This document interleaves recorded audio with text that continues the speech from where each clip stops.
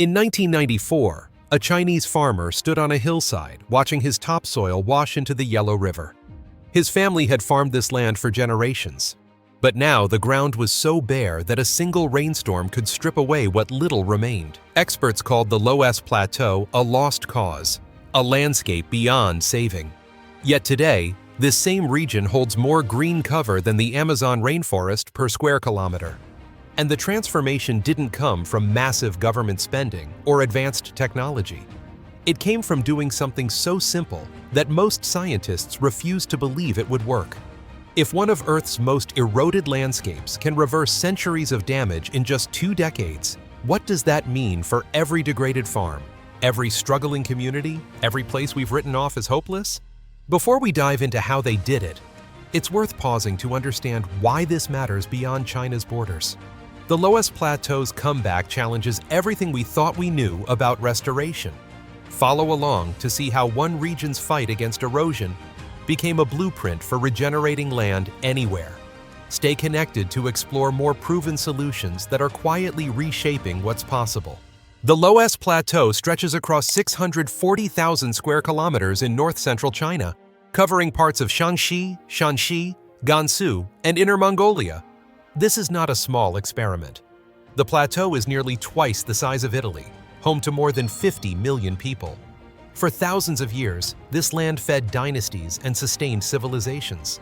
The soil itself, loess, is a fine wind-blown sediment deposited over millennia, rich in minerals and potentially fertile. But by the late 20th century, the plateau had become one of the most eroded places on Earth. The numbers tell a brutal story. By the 1990s, erosion was tearing away soil at rates exceeding 200 tons per hectare per year on the steepest slopes. Some gullies cut 100 meters deep into the earth, swallowing entire villages and severing roads. The Yellow River, once called China's cradle of civilization, had become the world's muddiest river, carrying 1.6 billion tons of sediment downstream every year. Much of that sediment came from the Loess Plateau, washing away the region's future one storm at a time. For the families living here, erosion was not an abstract environmental problem. It was the difference between eating and going hungry.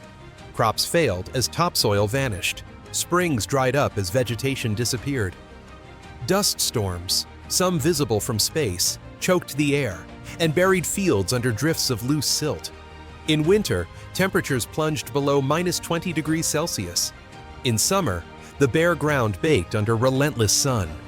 Rainfall was sparse, often less than 400 millimeters a year, and when it came, it arrived in violent bursts that carved new channels across exposed hillsides. By the early 1990s, much of the plateau was classified as wasteland. Satellite images showed vast stretches of brown and gray, a landscape stripped of its protective cover. Poverty gripped the region. Average incomes hovered around $60 per year, among the lowest in China. Families lived in cave dwellings carved into the Loess cliffs, struggling to grow enough grain to survive. Migration was common as young people fled to cities in search of work. The land seemed locked in a downward spiral, each year worse than the last. For decades, the Chinese government had tried to reverse the damage. Tree planting campaigns mobilized millions of workers. Terraces were cut into hillsides. Check dams were built to slow the flow of water. Yet despite these efforts, erosion continued to outpace recovery. Many of the planted trees died within a few years, unable to survive in the harsh, degraded conditions. The focus on quick wins and visible projects meant little attention was paid to whether the land itself was actually healing. By the mid-1990s, the crisis had reached a tipping point. The Yellow River was filling with so much sediment that flooding downstream threatened major cities. Water supplies were compromised. Food security was declining. Something had to change. And it had to change fast. The question was not whether to act, but how to act in a way that would actually work. The answer, when it came, would surprise almost everyone. In 1994, the World Bank, working with the Chinese government, launched the Loess Plateau Watershed Rehabilitation Project. The approach was radical, not because it relied on new technology, but because it trusted something old and overlooked: the land's own capacity to recover. Instead of planting trees across every bare slope, the project started with a different question. What if we simply stopped the damage and let nature do the rest? The core strategy was deceptively simple. Large areas of severely degraded land were closed to grazing, farming, and woodcutting. These closures, similar to the exclosures used in Ethiopia, were not permanent. They were designed to give the land a chance to breathe, to allow dormant seeds and surviving roots to regenerate without constant pressure from livestock or human activity. In some areas, terraces and check dams were built to slow water and trap sediment. But the real work was protection, not planting. For farmers, this meant a dramatic shift. Many families had relied on grazing goats and sheep on the open hillsides. Now, they were being asked to keep their animals penned or to reduce their herds. In return, the project offered compensation, grain subsidies, and technical support to shift toward more sustainable livelihoods. Some farmers planted orchards on gentler slopes. Others raised livestock in barns, feeding them with fodder grown on terraced fields. The transition was not easy. Skepticism ran deep. Why trust another government promise when so many past efforts had failed? Yet within just a few years, the results began to show. In protected areas, grass appeared where only dust had blown. Shrubs sprouted from old root systems buried in the soil. Native plants, adapted to the plateau's harsh climate, returned without a single seedling being planted. The land remembered what it had been, and given the slightest relief from grazing and cutting, it began to recover on its own. Terracing played a crucial role on slopes, where natural regeneration alone was not enough. Workers carved wide, flat benches into the hillsides, following the contours of the land. These terraces caught rainwater, giving it time to soak in rather than rushing downhill and carving new gullies. On the flatter surfaces, farmers could plant crops or trees with far less risk of erosion. The terraces also created microclimates, small pockets where moisture lingered, and young plants could establish before the next dry spell. Check dams, low barriers built across gullies, trapped sediment and slowed the flow of water during storms. Over time, the sediment piled up behind these dams, forming new flat land that could be farmed. These reclaimed areas, once gullies, became some of the most productive fields on the plateau.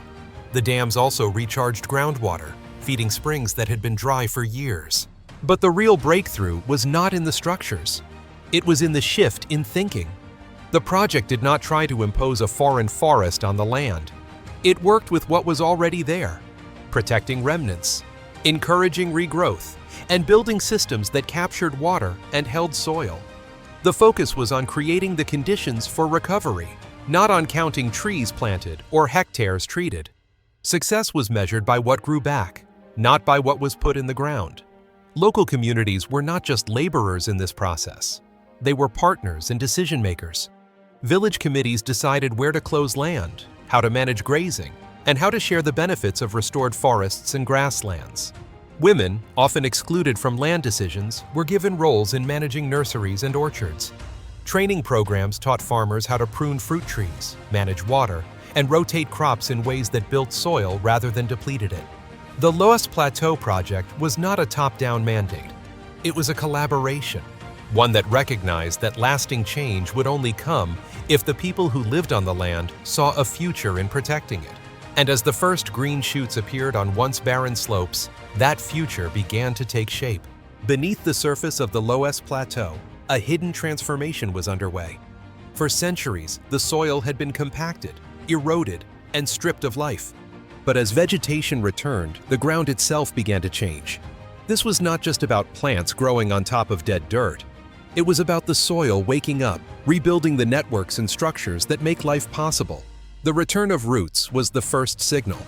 Grasses, shrubs, and trees sent their roots deep into the loess, breaking up compacted layers and creating channels for water and air.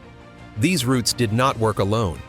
Mycorrhizal fungi, the same underground allies that drive recovery in Ethiopia, colonized the root systems of native plants. These fungi form vast networks, connecting plants across the landscape, sharing water and nutrients, and producing sticky compounds that bind soil particles together. One of those compounds, glomalin, acts like natural glue. It holds soil aggregates in place, making them resistant to erosion and helping them retain moisture. Field studies on the Loess Plateau found that as vegetation cover increased, so did the concentration of glomalin in the soil. Within just a few years of protection, soils that had been loose and powdery became structured and stable. Water that once ran off in sheets now soaked in, feeding roots and recharging aquifers. Organic matter, absent for decades, began to accumulate again. Fallen leaves, dead roots, and plant litter decomposed into humus, enriching the soil and feeding a growing community of microbes, insects, and worms. Scientists monitoring restored sites documented a dramatic rise in soil organic carbon, sometimes doubling or tripling within a decade. This organic matter did more than feed plants. It transformed the soil's ability to hold water, acting like a sponge that could buffer the extremes of drought and flood. The changes were not uniform. In older restoration sites, where protection had been in place for 15 or 20 years, the soil was deeper, darker, and more alive than in newly closed areas. The fungal networks were more extensive. The seed bank was richer. The land's capacity to regenerate accelerated with each passing year, driven by the partnerships among roots, fungi, and the living soil. For farmers, these changes were not just scientific curiosities. They were the foundation of a new livelihood. Soil that held water meant crops could survive dry spells. Soil that resisted erosion meant fields stayed in place. Soil that built organic matter meant less need for chemical fertilizers. The plateau was not just turning green, it was becoming fertile again, relearning the language of life that had been buried under decades of neglect. By the time the first Loess Plateau project officially concluded in 2005, the transformation was undeniable. But the real proof came from above. Satellites orbiting hundreds of kilometers overhead began capturing a story that even the most optimistic scientists had not predicted. Time-lapse imagery assembled from decades of data showed brown hillsides fading to green, spreading like a slow tide across the plateau. This was not a trick of the light or a seasonal fluke. It was a sustained, measurable shift in the landscape. Independent verification came from multiple sources. NASA's Moderate Resolution Imaging Spectroradiometer, MODIS, tracked vegetation cover across the region. Between 2000 and 2017, the Normalized Difference Vegetation Index, NDVI, a measure of living plant biomass, rose sharply across the plateau. In some counties, NDVI values more than doubled. The greening was so dramatic that the Loess Plateau became one of the most visible success stories in global satellite monitoring of land restoration. On the ground, the numbers matched what the satellites saw. Vegetation cover, which had hovered around 17% in the early 1980s, climbed past 60% by 2017 in many restored areas. Some sites reached 70 or 80% cover, approaching levels not seen in living memory. This was not just grass. It was a mix of native shrubs, grasses, and trees, creating a patchwork of habitats and stabilizing the land. Erosion rates plummeted. In treated watersheds, soil loss dropped by more than 90% compared to pre-project levels. Gullies that had been expanding for decades stopped growing. In some cases, they began to fill in as vegetation trapped sediment and roots held the soil. The Yellow River, once thick with Loess silt, began to run clearer. By the 2000s, the sediment load in the river had fallen to less than half of what it carried in the 1990s. Downstream flooding risks declined. Reservoirs filled more slowly with silt, extending their useful life by decades. Water, always the most precious resource on the plateau, returned in unexpected ways. Springs that had dried up decades earlier began to flow again. Farmers reported streams running longer into the dry season. Groundwater levels, measured in monitoring wells, stabilized or even rose in some areas. The vegetation acted like a living reservoir, capturing rain, slowing runoff, and recharging aquifers. Microclimate changes followed. In the shade of regrowing forests, daytime temperatures were several degrees cooler than on bare slopes. Humidity persisted longer after rainfall. The air felt different, softer, less abrasive. These subtle shifts made a real difference for both people and plants, creating conditions where seedlings could establish and crops could survive dry spells that would have killed them before. Biodiversity rebounded. Monitoring teams documented the return of bird species that had abandoned the plateau during the worst years of erosion. Small mammals, once rare, reappeared in the grasslands. Insect diversity climbed as flowering plants returned. The plateau was not just green, it was alive, buzzing and chirping with a complexity that had been missing for generations. The ecological comeback was not just a local triumph. It caught the attention of scientists and policymakers around the world. The Loess Plateau became a case study, cited in journals, presented at conferences, and held up as proof that even the most degraded landscapes could recover if given the right support. The restoration was not theory. It was visible, measurable, and unfolding faster than anyone had predicted. For the families living on the plateau, the greening of the land meant more than just better scenery. It meant survival, opportunity, and a future that had seemed impossible just a generation earlier. In 1994, the average annual income on the Loess Plateau was around $60, barely enough to survive. By 2017, incomes had risen more than tenfold, exceeding $600 in many areas. Some counties saw even sharper gains as orchards, livestock, and ecotourism opened new revenue streams. Grain yields climbed. With terraced fields holding water and soil building fertility, farmers harvested more from less land. In some areas, yields doubled or tripled compared to pre-project levels. Families who once struggled to grow enough to eat were now selling surplus grain at market. The plateau's chronic food insecurity, a defining feature of life for decades, began to fade. Orchards transformed entire hillsides. Apple, jujube, and walnut trees planted on terraces thrived in the restored soil. By the 2000s, the plateau had become one of China's major fruit-producing regions. A farmer who once grazed a few goats on barren slopes could now earn more from a single harvest of apples than from a year of livestock sales. The shift was dramatic and visible. Where dust once blew, fruit trees now blossomed each spring. Livestock management changed just as dramatically. Families moved animals into pens and barns, feeding them with fodder grown on terraced fields, or purchased with income from other sources. The shift reduced pressure on the land while improving animal health and productivity. Meat and milk production rose, and with it, family incomes. Women, often the primary livestock managers, saw their status and decision-making power grow as the income from penned animals became more predictable and substantial. Ecotourism emerged as an unexpected benefit. As word spread of the plateau's greening, visitors began arriving to see the transformation for themselves. Villages that had been isolated and forgotten became stops on eco-tours. Families opened guest houses, sold local products, and guided tours through restored forests and grasslands. The income was modest at first, but it grew steadily, adding another layer of economic resilience. Education and health improved alongside incomes. With more money, families could afford to send children to school, pay for medical care, and invest in better housing. Migration slowed. Young people who had left for the cities began to return, drawn by new opportunities in orchards, tourism, and small businesses. The plateau was no longer a place to escape. It was becoming a place to build a life. Women's roles expanded in ways that reshaped village dynamics. In many communities, women took charge of nurseries, orchards, and livestock operations. They participated in village committees, made decisions about land use, and controlled income from restored land. The restoration project, by design, included training and support specifically for women, recognizing that their involvement was essential for long-term success. The result was not just economic. It was social, shifting power and opportunity in ways that had seemed impossible before. Pride returned to the plateau. Farmers who had once felt ashamed of their eroded land now spoke with confidence about what they had achieved. The transformation was visible to anyone who visited. Green hillsides where once there had been only dust, clear streams where once there had been dry gullies, thriving villages where once there had been poverty and desperation.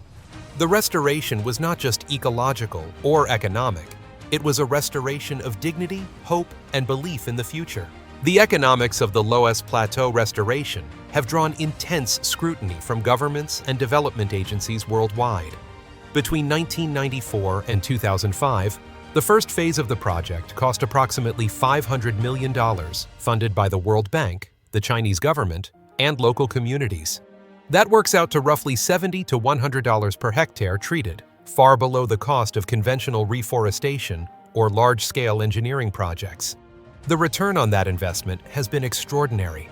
By 2010, the economic benefits, measured in increased crop yields, reduced flood damage, cleaner water, and new income streams were estimated to exceed $5 billion. The cost-benefit ratio was better than 10 to 1, and the benefits continue to grow as restored land becomes more productive each year. Few development projects anywhere can claim such sustained returns. The success of the Loess Plateau did not stay local. The model spread. By the 2010s, similar projects were underway across northern China, covering millions of additional hectares.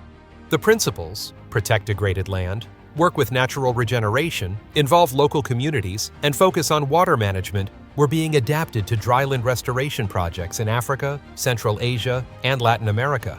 International attention peaked when the Loess Plateau was featured in documentaries, scientific journals, and global restoration forums. The story became shorthand for what is possible when degraded landscapes are given a chance to recover. Climate scientists pointed to the plateau as a model for carbon sequestration. Over 20 years, the restored vegetation and soil are estimated to have sequestered tens of millions of tons of carbon, making the project one of the largest land-based carbon sinks created through restoration. The lessons from the plateau are clear. Natural regeneration, supported by simple structures like terraces and check dams, can outperform expensive planting campaigns. Community involvement is not optional. It is essential. And the benefits of restoration, economic, ecological, and social, compound over time. The longer protection is maintained, the faster and more robust the recovery becomes. One scientist who studied the plateau for decades put it simply, "We didn't plant a forest. We removed the obstacles and let the land remember what it was." That shift in perspective, from imposing a solution to enabling recovery, is at the heart of the plateau's success. And it is a lesson that applies far beyond China. Today, the Loess Plateau stands as one of the most dramatic land restoration success stories on Earth. In less than 25 years, a region written off as a wasteland has become a thriving landscape of forests, orchards, and productive farms. The transformation is not just visible from space. It is felt in every village, in the cool shade of new trees, in the clear water running through restored streams, in the laughter of children who no longer have to migrate for survival. The plateau's comeback challenges a fundamental assumption that once land is degraded, it is lost. The evidence says otherwise. Given protection, water management, and community support, even the most eroded landscapes can recover, often faster and more completely than experts predict. The Loess Plateau did not need miracle technology or unlimited funding. It needed time, patience, and the wisdom to trust in the land's own resilience. As climate change accelerates, as droughts intensify, and as more land slips toward degradation, the lessons from the Loess Plateau have never been more urgent. Restoration is not a luxury. It is a necessity, and it works. The proof is written across 640,000 square kilometers of northern China, in green hillsides that were brown, in flowing springs that were dry, in thriving families that were once desperate. So is planting trees a bad thing? Not at all. Planting trees is valuable. The problem is thinking that planting alone is the solution. The Loess Plateau shows us something deeper. Sometimes the best forest is the one that was already trying to grow, buried in the soil, waiting for its chance. Sometimes the most powerful act of restoration is simply stepping back and letting the land breathe. This kind of transformation is not magic. It is strategy. It is understanding the land, the water, the people, and trusting in the memory embedded in every root and seed. And if you are into this topic, how entire regions can reverse centuries of damage in just decades, why expensive interventions often fail, and what communities anywhere can learn from the Loess Plateau, drop a comment below. Let me know if this resonates, because if it does, I will keep breaking down these stories, clearly and without fluff, showing you what actually works on the ground. If this video helped you see restoration in a new way, let me know. Your feedback shapes what comes next.